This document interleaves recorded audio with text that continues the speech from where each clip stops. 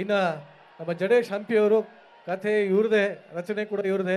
Sir ಹೇಳಿ sir, ಹೇಗೆ create ಆಯಿತು ಸರ್ ಈ ಒಂದು ದಂತಕಥೆ, ಹೇಗೆ ಶುರು ಆಯ್ತು ಸರ್?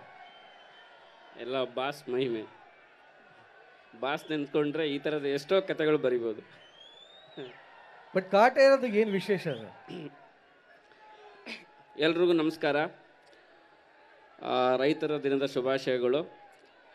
ಇವತ್ತು ರೈತರ ದಿನದ ರೈತರ ಸಾಂಗ್ ರಿಲೀಸ್ ಆಗ್ತಾಯಿದೆ, ಅದು ತುಂಬ ಸಂತೋಷದ ವಿಚಾರ.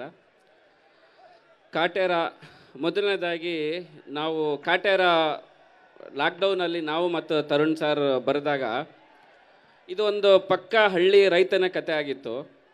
ಸೊ ನಾನು ಉತ್ತರ ಕರ್ನಾಟಕದ ಭಾಗದವನು, ಅಲ್ಲಿನ ಇನ್ಸಿಡೆಂಟು ಬೇರೆ ಬೇರೆ ಓದಿದ ಇನ್ಸಿಡೆಂಟ್ಗಳನ್ನ ಹಾಕಿ ಈ ಸಿನಿಮಾ ಬರೆದ್ವಿ. ಇಲ್ಲಿ ಬರೆದಾಗ ನಮಗೆ ತರುಣ್ ಸರ್ಗೆ ಒಂದು ಚಾಲೆಂಜ್ ಅಂದರೆ ಯಾವ ಊರಿನ ಭಾಷೆ ಅದಕ್ಕೆ ಕೂಡುತ್ತೆ ಅನ್ನೋದು ಒಂದು ವಿಚಾರವಾಗಿತ್ತು. ತುಂಬ ಉತ್ತರ ಕರ್ನಾಟಕ, ಮಂಗಳೂರು, ಬೇರೆ ಬೇರೆ ಭಾಷೆ ಹಾಕಿ ನೋಡಿದ್ವಿ. ಬಟ್ ಅದು ಮಂಡ್ಯ ಭಾಷೆ ಅದು ಸಿನಿಮಾಗೆ ಕೂಡ್ತು. ಆ ಭಾಷೆ ಕೂತಾಗ ಆ ಸ್ಕ್ರಿಪ್ಟ್ ವ್ಯಾಲ್ವೇ ಬೇರೆ ಲೆವೆಲನ್ನು ತಗೊಂಡೋಯ್ತು. ಬಾಸ್ ಆ ಡೈಲಾಗ್ಸ್ ಹೇಳಿದಾಗ ಅದು ಇನ್ನೊಂದು ಲೆವೆಲ್ಗೆ ತಗೊಂಡೋಯ್ತು. ಯಾಕಂದರೆ ಅದು ಒಂದು ನೇಟಿವ್, ಅವ್ರ ಬಾಯಲ್ಲಿ ಈ ಭಾಷೆ ಬರೋದೇ ಬೇರೆ ಒಂದು ಕಿಕ್ ಸಿಗುತ್ತೆ, ಮತ್ತು ಅದು ಅರ್ಥಗರ್ಭಿತವಾಗಿರುತ್ತೆ.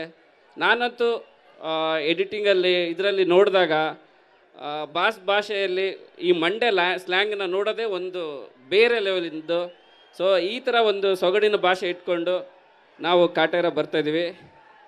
ಎಲ್ಲರೂ ಆಶೀರ್ವದಿಸ್ಬೇಕು. ಮತ್ತು ಇವತ್ತು ನಾನು 3 ಜನ ನೆನೆಸ್ಕೊಳ್ಳೋಕೆ ಇಷ್ಟಪಡ್ತೀನಿ. ಮೊದಲನೇದಾಗಿ ಯಾಕೆಂದರೆ ಆ 3 ಜನ ಇವತ್ತು ಹಗಲು ರಾತ್ರಿ ಅವರು ಅಲ್ಲೇ ಬಿಟ್ಬಿಟ್ಟು ಹಗಲು ರಾತ್ರಿ ಆ ಸಿನಿಮಾ ವರ್ಕ್ ಮಾಡ್ತಿದ್ದಾರೆ. ಮೊದಲನಾಗಿ ತರುಣ್ ಸರ್, ಡೈರೆಕ್ಟರ್, ಅವರು ತುಂಬ ಮಿಸ್ ಮಾಡಿಕೊಂಡ್ರು. ಆ್ಯಕ್ಚುಲಿ ಅವ್ರು ನಿನ್ನೆ ನಮ್ಮ ಜೊತೆ ಸೆನ್ಸಾರಲ್ಲಿದ್ದರು. ನಿನ್ನೆನೇ ಹಂಗೆ ಸೆನ್ಸಾರ್ ಮುಗಿಸ್ಕೊಂಡು ಹೈದ್ರಾಬಾದಲ್ಲಿ ಹೋದರು.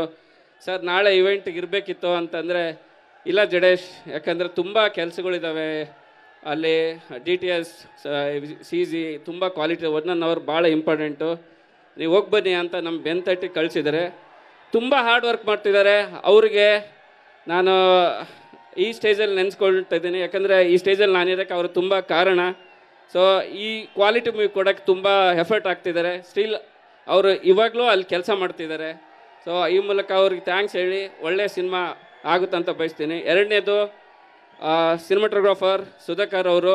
ಸೊ ಅವರು ಪ್ರತಿಯೊಂದು ಇವೆಂಟು, ಪ್ರೆಸ್ ಮೀಟು ಬರೋಕ್ಕಾಗಲಿಲ್ಲ. ಯಾಕೆಂದರೆ ಒಂದು ತಿಂಗಳಿಂದ ಹೈದರಾಬಾದಲ್ಲಿ ಕಂಟಿನ್ಯೂ ಕೆಲಸದಲ್ಲಿದ್ದಾರೆ. ಸೊ ಅದರಲ್ಲೇ ಗೊತ್ತಾಗುತ್ತೆ ಅವರು ಈ ಸಿನಿಮಾನ ಎಷ್ಟು ಪ್ಯಾಷನ್ ತೊಗೊಂಡಿದ್ದಾರೆ ಅಂತ.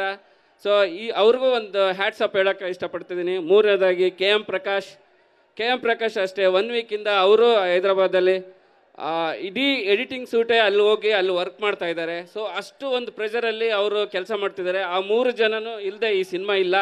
ಈ ಸ್ಟೇಜಲ್ಲಿ ಆ 3 ಜನ ನೆನೆಸ್ಕೊಳ್ಳೋಕೆ ಇಷ್ಟಪಡ್ತಿದ್ದೀನಿ. 29th ಕಾಟೇರ ರಿಲೀಸ್ ಆಗ್ತಾ ಇದೆ. ಹೊಸ ವರ್ಷದ ಹೊಸ ಉರುಪು. ಇದು ಪಕ್ಕಾ ಕನ್ನಡದ ದೇಸಿ ಮೂವಿ, ಕನ್ನಡ ಸೊಗಡಿನ ಮೂವಿ ಅಂತ ಹೇಳಕ್ಕೆ ಬಯಸ್ತಾ ಇದ್ದೀನಿ.